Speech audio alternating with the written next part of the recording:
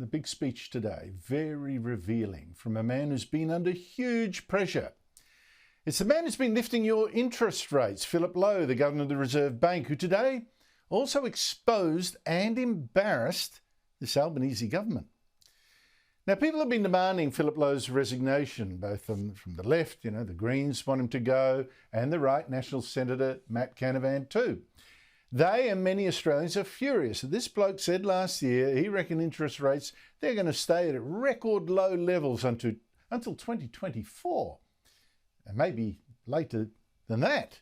And people actually bought houses. They took out big mortgages believing this, thinking, well, okay, I heard it from the Reserve Bank Governor, rates aren't going to rise. Instead, they've now been belted by 5 big rises in the last 5 months, with at least 2 more rises to come.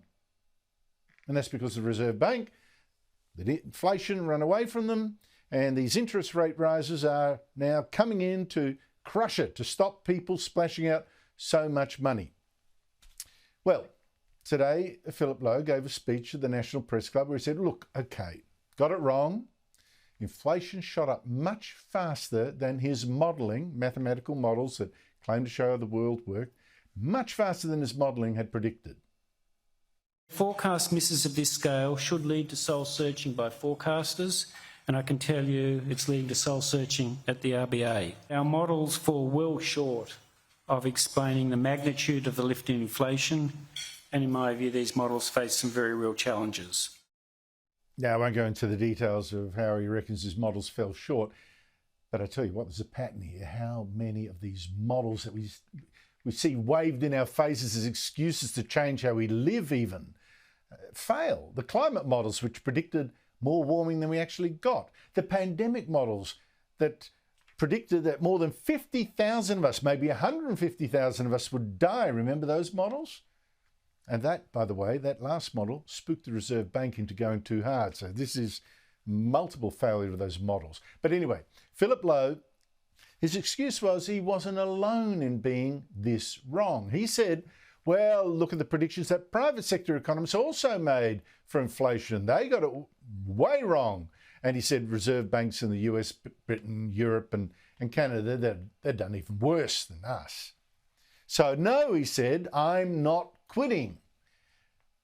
And here he did make one good point, I think. He said, I'm not quitting when in fact so many Australians now have work. And this is indeed a good thing. I can assure you I have no plans to resign. What I would point to people is that the unemployment rate in Australia today is the lowest in 50 years. Female labour force participation is a record high. Young Australians can get jobs in a way that they haven't been able to do before. People are getting more hours of work and underemployment's down.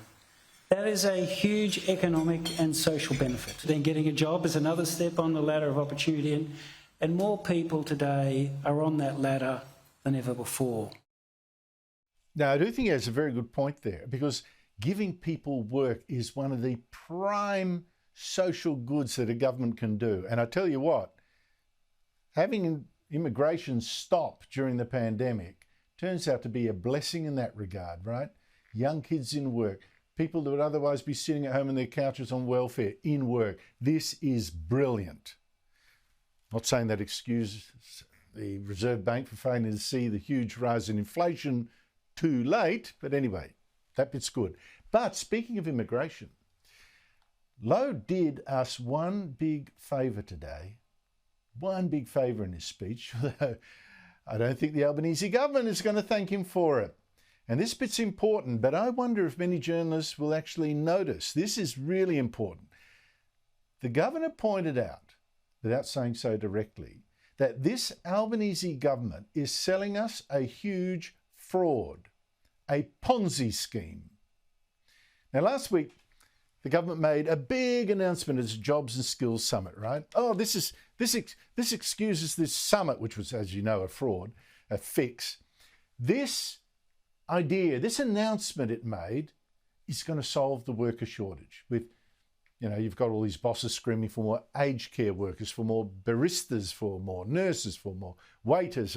And the Albanese government said, well, look, one big way we're going to do that is to bring in lots more immigrants. A huge rise, a huge sugar hit of 195,000 immigrants a year. Fixed. Well, the Reserve Bank Governor today called out this Ponzi scheme that fixes nothing and simply crowds our cities. Now, sure, he said, if you want to bring in some people targeted very precisely, some people with very specific skills that can really help, get a big project up or something like that, a project manager perhaps, that will help. But after that, mass immigration, big numbers, that is a policy fail. Just caution you in thinking that it's a solution to the tight labour market.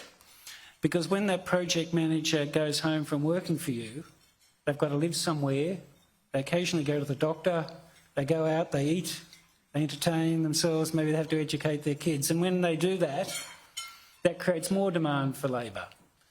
So most of the evidence is that the supply and demand balance out from increased population growth. And so I think the focus needs to be on the skills, not the numbers. He is so right. But you know how it was with that fix of a job summit of Labor's, the big business types that were there. They love mass immigration. That's just more immigrants to sell houses to, or fridges and cars and washing machines, and to keep wages low. I mean, Alan Joyce of Qantas would love it, more people flying in his planes. But the rest of us, it's a Ponzi scheme. And the Reserve Bank Governor today called it out.